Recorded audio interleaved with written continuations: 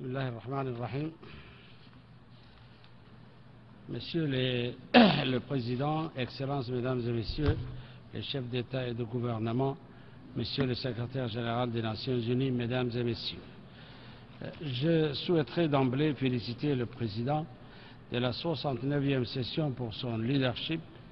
ainsi que l'excellent travail accompli nous permettant de conclure avec succès deux processus de négociation importants, à savoir la 3e conférence internationale pour le développement et l'agenda de développement après 2015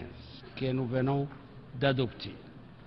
Je voudrais également saluer et encourager le président de la 70e session de l'Assemblée générale des Nations unies qui marque les 70 ans de notre organisation et qui est historique à plus d'un titre. Cette session qui sera une occasion de passer en revue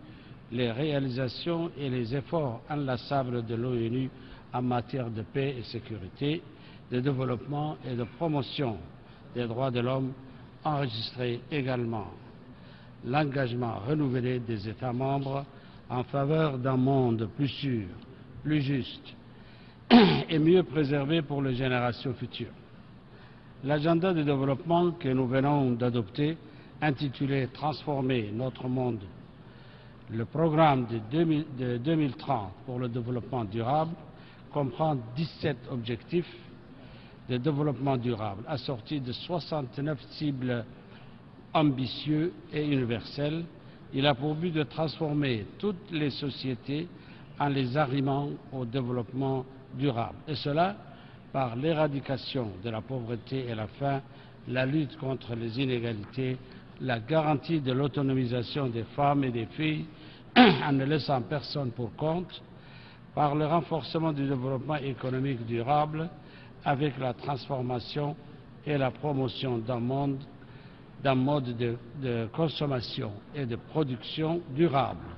par la protection de notre planète en combattant les changements climatiques et enfin par l'établissement d'institutions efficaces, comptables et inclusives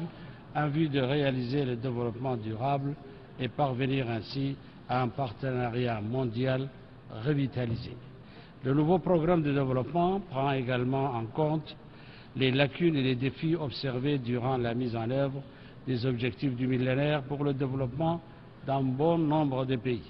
Il est important de reconnaître ici les progrès tangibles enregistrés par les pays africains, notamment le mien, dans la réalisation des OMD. Même si des défis persistent, des résultats probants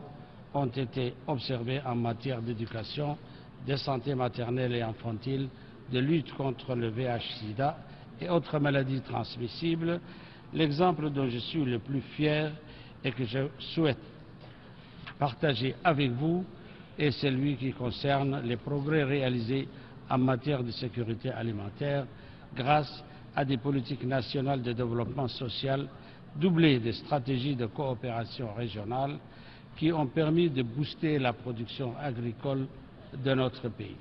Cela nous a en effet permis de réduire de moitié l'extrême pauvreté et la faim ainsi que la mortalité infantile. La République de Djibouti a eu l'insigne honneur de figurer parmi les pays récompensés par le FAO en juin 2015 pour avoir atteint ce double objectif du millénaire malgré des conditions climatiques drastiques. Monsieur le Co-président, il est important qu'en cette année charnière pour le développement durable, les défis et les déficits qui ont ralenti la réalisation des EMD soient dûment évités et corrigés. Les moyens financiers mobilisés aussi bien au niveau national qu'à travers la coopération internationale seront déterminants pour la mise en œuvre des objectifs de développement durable. L'aide publique au développement est cruciale pour les pays les moins avancés et il est impératif que les engagements pris à leur égard par les partenaires au développement soient enfin honorés. L'agenda d'action adopté à Addis Abeba a été une occasion importante au cours de laquelle le financement du développement à vue des engagements internationaux pris en faveur d'une contribution accrue au développement à travers notamment l'aide publique au développement, la promotion des investissements directs et étrangers, le transfert des technologies ainsi que le commerce. Il a été aussi clairement convenu que les sources de financement, en raison des estimations des besoins financiers élevés nécessaires à la réalisation des objectifs de développement durable, sont multiformes et proviendront aussi bien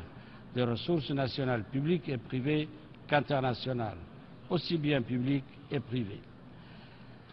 Il me paraît évident que les ODD ne seront réalisés qu'en 2030 que si chaque objectif soit accompagné de financements adéquats, mais également d'indicateurs pertinents pour chaque réalité socio-économique nous permettant d'évaluer les résultats. Il est clair que pour le succès de la réalisation des objectifs de développement durable et du financement pour le développement, tous les pays doivent accroître leur résilience en adoptant un modèle de développement durable résolument orienté vers un avenir à faible carbone. Des pays comme le mien, alors qu'ils y contribuent peu, subissent cependant les effets de la détérioration de l'environnement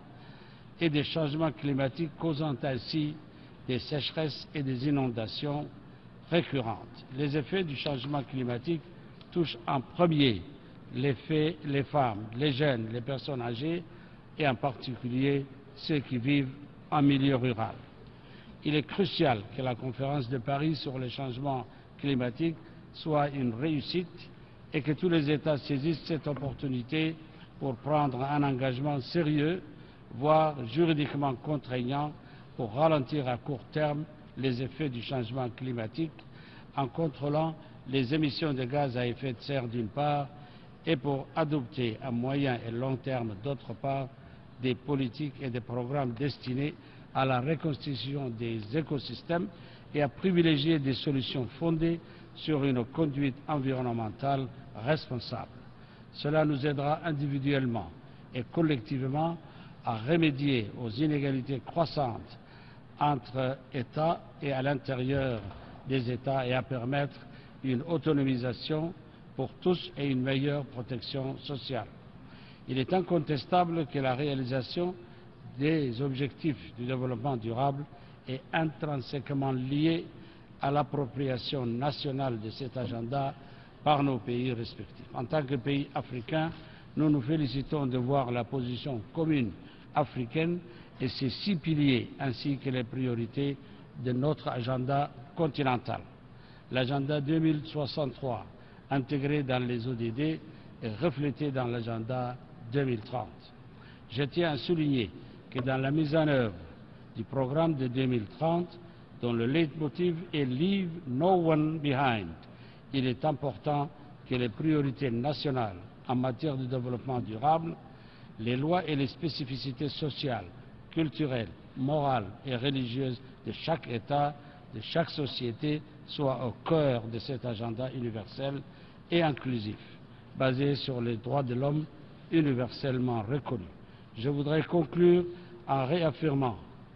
la ferme volonté politique de la République de Djibouti de continuer à œuvrer pour le développement, pour que le développement socio-économique respectueux de l'environnement tel que décrit dans l'agenda 2030 soit le chemin résolument poursuivi pour les prochaines années ainsi que les prochaines générations. Je vous remercie.